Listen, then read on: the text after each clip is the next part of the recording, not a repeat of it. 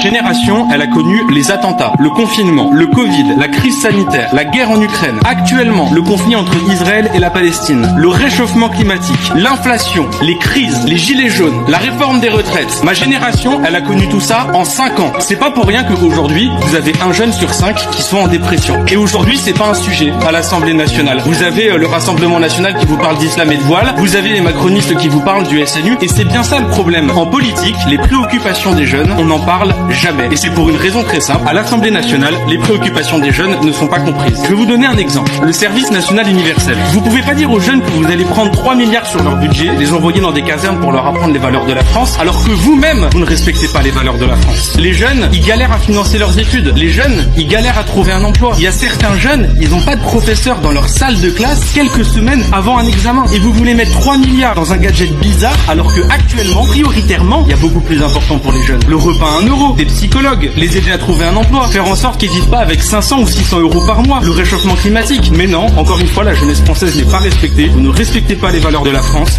Vous mettez tout cet argent dans un SNU qui nous coûte cher et vous ne comprenez pas que ce soit ressenti comme une injustice par la jeunesse.